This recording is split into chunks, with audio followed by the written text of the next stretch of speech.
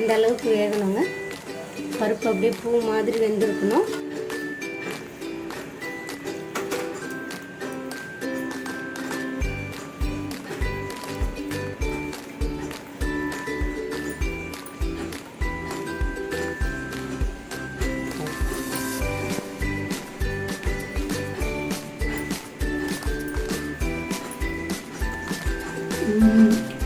செம்மையாக இருக்குங்க.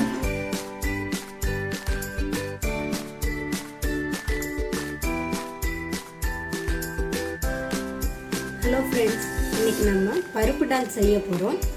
இந்த டிஷ் வந்து இட்லி தோசைக்கு சூப்பராக இருக்கும்.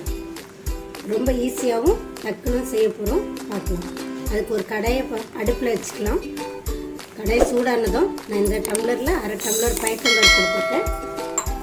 அதை நல்லா லேசாக வறுத்தெடுத்துக்கலாம். எப்போவுமே நீங்கள் பயத்தம்பருப்பு யூஸ் பண்ணும்போது அதை லேசாக வறுத்துட்டு செய்யுங்க. அந்த டிஷ் ரொம்ப நல்லாயிருக்கும். ரொம்ப வறுக்கக்கூடாது. ஜஸ்ட் அந்த பருப்பு சூடாகணும். நீங்கள் அந்த பருப்பை வறுக்கும் போது அந்த ஸ்மெல் வரும். இந்த ஸ்டேஜில் அடுப்பை ஆஃப் பண்ணிக்கலாம்.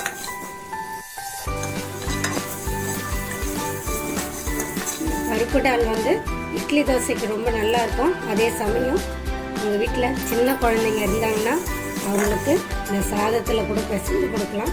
அவ்வளோ காரம் இருக்காது. ஏன்னா இதில் நம்ம ஒரு பச்சை மிளகா தான் சேர்க்க போகிறோம். அதனால் குழந்தைங்களுக்கும் சாப்பாடுக்கு வச்சு கொடுக்கலாம். பெரியவங்களும் சாப்பிட்லாம். சாதத்தில் நல்லாயிருக்கும். ஏதாவது சைட் டிஷ்ஷோடு வச்சு சாப்பிட்டிங்கன்னா ரொம்ப நல்லாயிருக்கும்.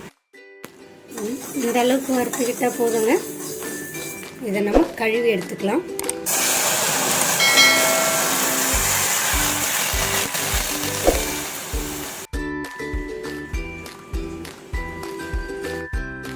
பருப்பை கழுவியாச்சு. நம்ம தேவையான அளவு தண்ணி ஊற்றிக்கலாம்.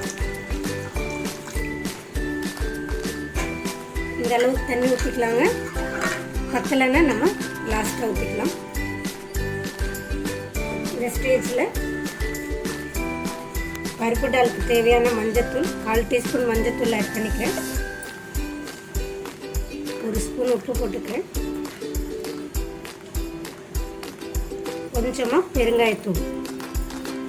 தாளிக்கும் போது நம்ம பெருங்காயத்தூள் யூஸ் பண்ணுவோம். அதில் இப்போ கொஞ்சமாக சேர்த்துக்கிறேன்.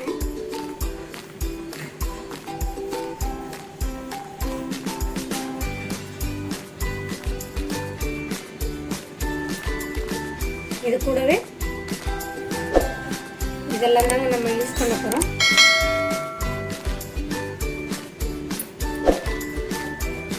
பருப்பு டாலுக்கு நான் ஒரு மீடியம் சைஸ் தக்காளி எடுத்து பொடியாக நறுக்கி வச்சுருக்கேன்.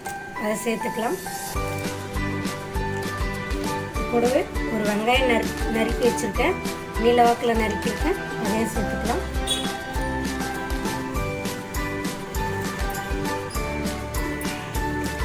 ஒரு பச்சை மிளகாய் கீரி வச்சுருக்கேன். அதையும் போட்டுக்கலாம். ஒரு கொத்து கருவேப்பிலை போட்டுக்கலாம். சின்னதாக ஒரு துண்டு இஞ்சியை பொடியாக நறுக்கி வச்சுருக்கேன். அதையும் சேர்த்துக்கலாம். அவ்வளோதாங்க. இது நல்லா கொதிக்கணுங்க. பருப்பு வேகிற வரைக்கும் வெயிட் பண்ணலாம். நல்லா கொதிக்க ஆரம்பிச்சிருச்சுங்க.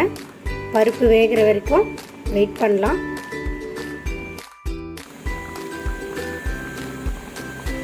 நல்லா கொதிக்கணுங்க.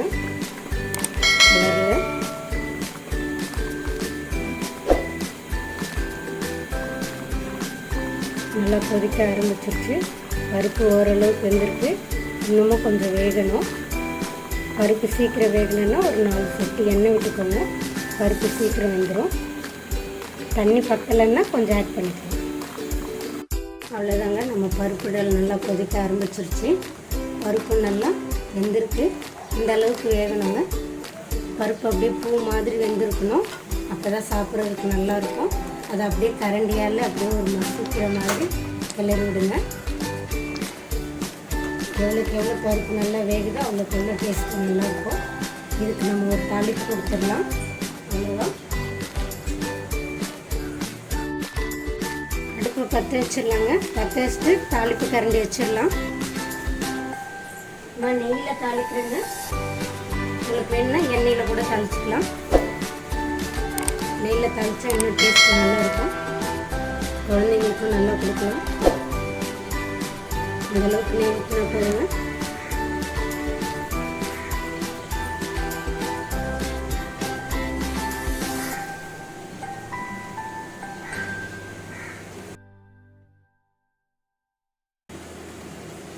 நெய் நல்லா சூடாயிடுச்சு. இப்போ 1/2 ஸ்பூன் கடுகு சேர்த்துக்கலாம். கடுகு நல்லா பொரிஞ்சதும் 1/2 ஸ்பூன் உளுத்தம்பருப்பு சேர்த்துக்கலாம். இது கூடவே 1/2 ஸ்பூன் சீரகம்,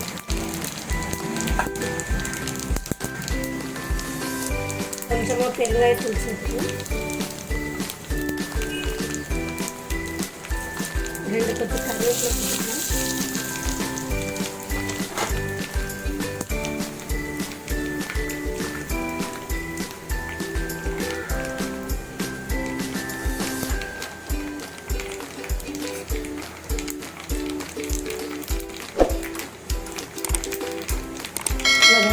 அடுப்பு ஆஃப் பண்ணிடலாம்.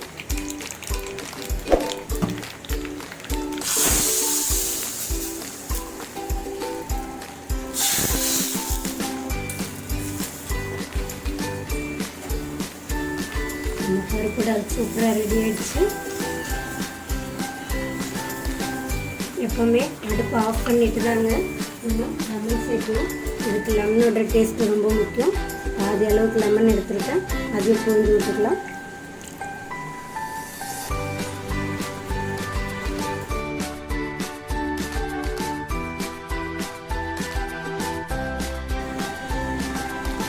ஒரு கையளவு கொத்தமல்லி எடுத்துருக்கேன், அதையும் போட்டுக்கலாம்.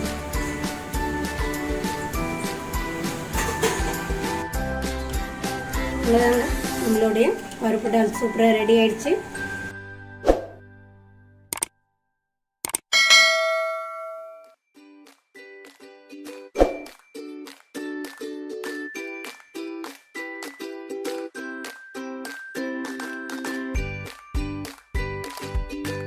இதே அவ்வளோதாங்க, நம்ம பருப்பு டால் ரெடி ஆகிடுச்சு. அதை சுட சுட இட்லியோட சாப்பிட்டு பார்த்துடலாம்.